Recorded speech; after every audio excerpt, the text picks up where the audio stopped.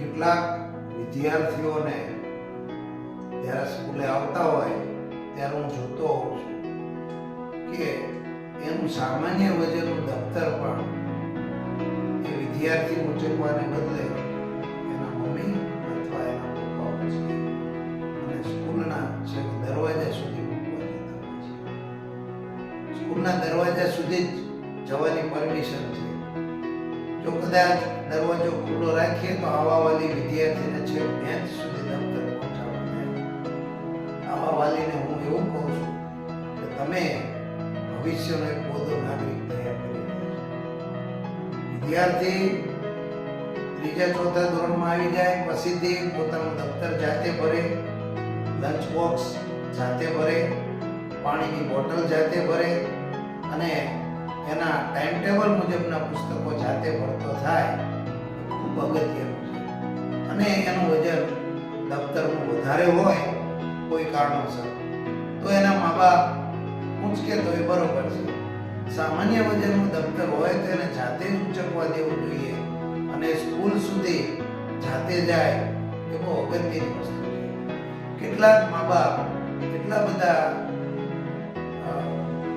બાળક ઉપર વધુ પડતા હેતાળ અને પ્રેમાળ હોય છે કે અમારે ઘણા વર્ષો પછી સંતાન અમારા ઘેર જન્મ થયો છે તો અમારે એની ખૂબ કાળજી લેવી પડે. અમારા ઘણા બધા ભાઈઓ વચ્ચે એક જ સંતાન છે.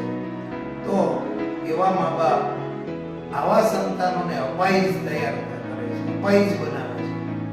મા બાપે બાળકોને પોતાના સંતાનોને ખોટા લાડ ન લડાવવા જોઈએ.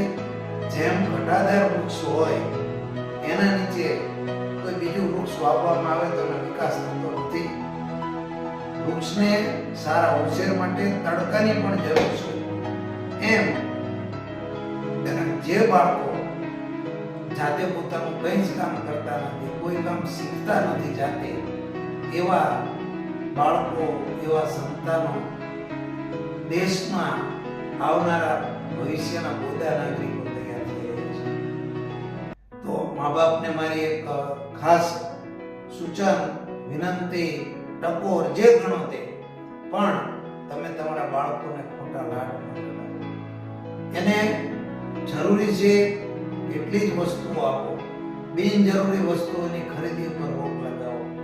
એક વસ્તુ માંગો, આજે માંગી કાલે તમે આપી દો છો. એ વસ્તુ કઈ રીતે આવે છે, કેટલા પરસેવાની કમાણીથી એ વસ્તુના પૈસા આવે છે એનો એને અહેસાસ કરાવવાની જરૂર હોય છે. એટલે એવા વધુ પડતા લાડ લડાવતા મા બાપને મારી ખાસ સૂચના કે તમે તમારા બાળકોના ઘડતરમાં ક્યાંક તમે જ પોતે વિઘ્નરૂપ બનો છો. બીજી વાત એવી છે કે કેટલાક મા બાપ પોતાના સંતાનોને એવી પણ સલાહ આપતા હોય છે કે હવે ભણવાની કોઈ જરૂર નથી, આપણે ધંધો જ કરવો છે ને પછી શું, સુઈ જા, તારે જાજુ લખવું નથી, વાંચવું નથી, આટલું બધું તો વંચાતું છે. તો વાલીને મારે એ કહેવું છે જ્યારે મોટો વિદ્યાર્થી હોય 5મું 6મું 7મું 8મું તો એ ઘરે આવી અને નવી શિક્ષણ નીતિનો મેં અભ્યાસ કર્યો છે તો એમાં પણ એક સૂચન છે કે વિદ્યાર્થીઓ ઘેર જઈ 5મા ધોરણ પછીના 6, 7, 8ના સ્ટુડન્ટ ઘરે 1 કલાકનું પોતે હોમવર્ક કરે, મનન ચિંતન અભ્યાસ કરે, વધારાનું વાંચે. અભ્યાસક્રમ સિવાયના પુસ્તકો વાંચવાની ટેવ પણ વિદ્યાર્થીને બાળપણથી પાડવી પડે. મા બાપ રમકડા લઈ દે છે પોતાના સંતાનો, પણ સારા 5 પુસ્તક નથી લેવી દેતા.